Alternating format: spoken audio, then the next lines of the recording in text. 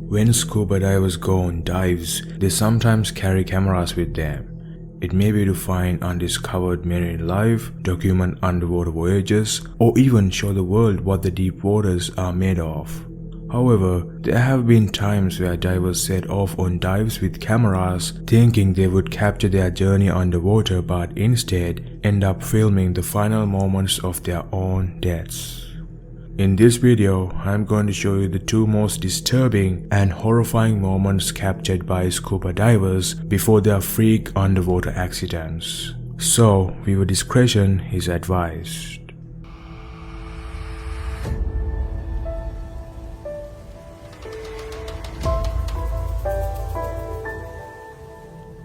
This is the footage of the last moments of a Russian diving instructor, Yuri Lipsky. He was diving in the Blue Hole on the coast of the Red Sea on 28th of April in 2000. The Blue Hole is a submarine sinkhole with a maximum depth within the hole of just over 100 meters. This location is an unfathomably dangerous diving site. In fact, it is known to have the highest diving fatalities in the world, with the estimates of 130 and 200 fatalities in the recent years. You see, this site was historically avoided by Bedouin tribes, people who inhabited the area. They knew the gravity and the risk of diving in this sinkhole. Yet in the present day, people don't even know how hazardous it could get in this spot.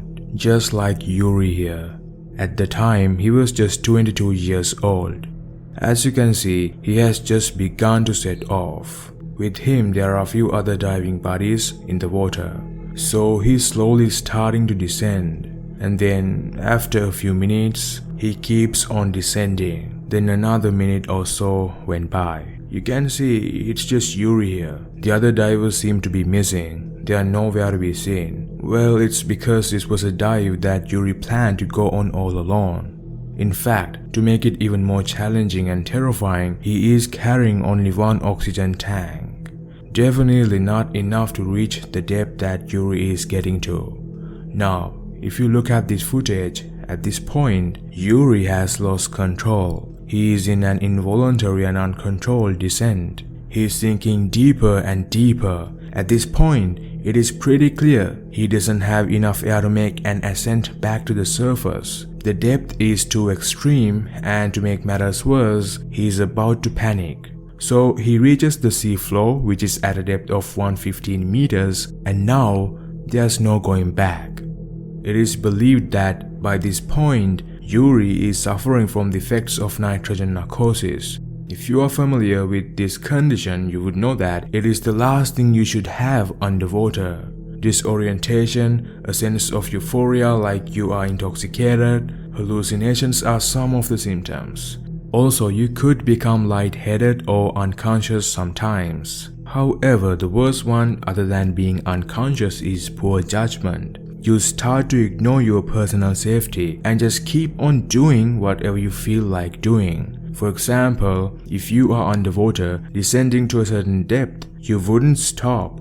You would go beyond that planned depth without a hesitation. And that is exactly what is happening with Yuri. He has lost his senses. This happens when you breathe air at a depth greater than 30 meters, which Yuri clearly has done. So now that he is on the seafloor, he is desperately trying to survive, although he isn't even fully aware of the situation. He panics a lot, which is exactly what you should not do underwater. He somehow thought of a solution. He tries to fill his buoyancy compensator so that he could float and rise to the surface, but it doesn't work.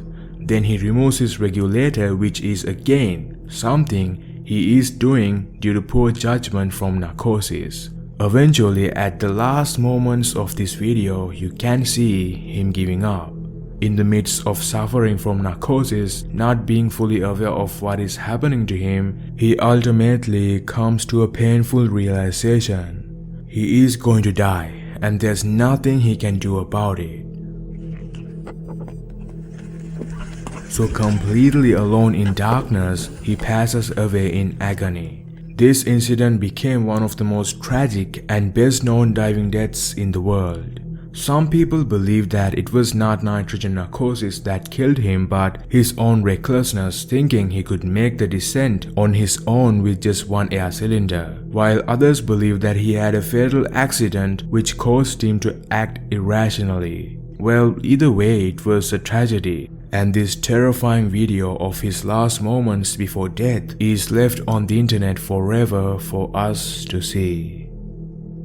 This is Dave Shaw's last dive in the Bushman's hole on January 8th of 2005. He carried a camera with him to capture the recovery mission he was on with his friend Don Shirley. This recovery mission has quite the backstory. You see, about a year ago, which would be 2004, when Dave and his friend Don were diving in the Bushman's hole, they came across the remains of a dead diver at the deeper section of the sinkhole. On that dive, they tried to recover that body, thinking whoever this diver was, his family would be able to finally find some peace having a proper funeral, but unfortunately, they were unable to recover the corpse that day. The diver's name was Dion Dreyer. Back in 1994, he got lost in the sinkhole, but his body was never found. So Dave and Don wanted to give it another shot. I mean, a body that was lost for years was found by them. They couldn't just move on with their lives, they had to try one way or another. So in 2005, they attempted to recover the corpse again. And this footage you are seeing is of that last dive that Dave was on to recover the corpse. As you can see, he's just beginning to descend. In order to reach the section where the corpse was in, Dave has to reach a depth of over 280 meters in complete darkness.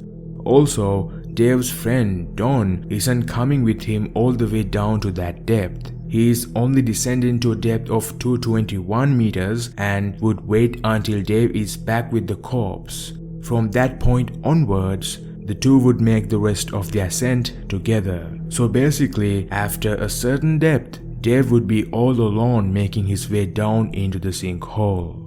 Alright, now you can hear the short line squeak through Dave's fingers as he slides down.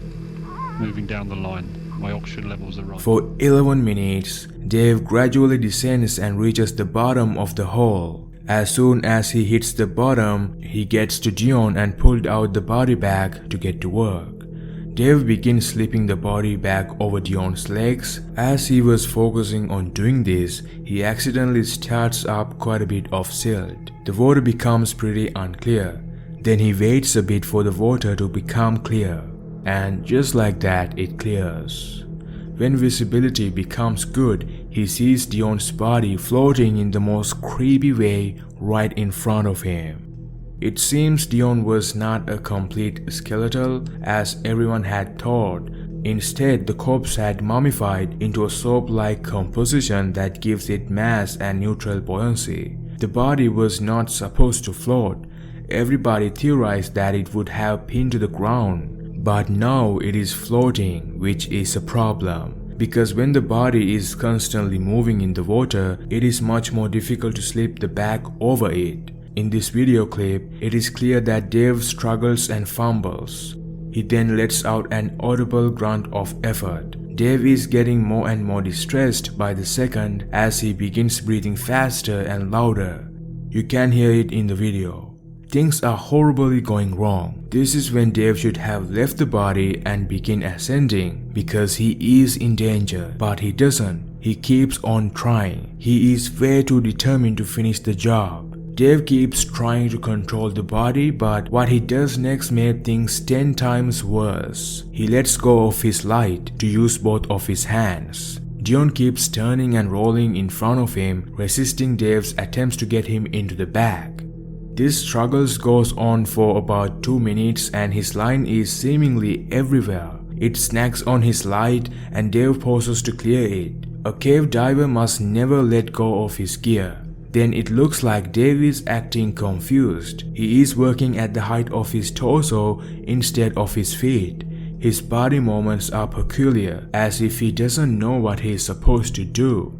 After about 4 minutes, Dave pulls his scissors out to try and cut away Dion's dive tanks as he slid the corpse into the bag. So miraculously it was done. Dion's body is in the bag. But the real problem was only starting. Dave's heart rate continues to increase and his breathing becomes even louder and faster. Suddenly he loses his footing on the sloping bottom. He scrambles back to the body in a cloud of silt. Dave is suffering from nitrogen narcosis. At this point, he is not focusing on the dive anymore. The effects of narcosis that Dave is feeling now are equal to 7 to 8 martinis at this point. You can tell that Dave has completely lost his senses in the video. His main focus was not to save himself. His focus is on what he is seeing right in front of him, Dion Dreher's body. Finally, out of sheer luck or whatever it was, Dave decides it's time to ascend now that Dion's body is in the bag. But right as he tries to swim up with the body bag, he gets snagged on something. Dave's moments become awkward and his breathing gets worse. His desperation is pretty apparent in this part of the video. What he is snagged on is Dion's dive tanks that are sitting at the bottom. He tries to escape but he just can't. He can't do anything at this point. Every breath he takes now sounds like a sharp grunt. Dave tries to swim up but gets anchored by the weight of Dion's body. He still had the scissors on his hand, so he tried cutting himself out of the entangled lines but simply nothing happens. It looks like he cut something but nothing really gets cut. His heart rate keeps increasing and he sounds like he is gasping. Eventually, about 21 minutes into the ordeal, Dave passes out due to the high amounts of carbon dioxide in his lungs. And just like that, about a minute later, there were no moments. Dave Shaw passed away.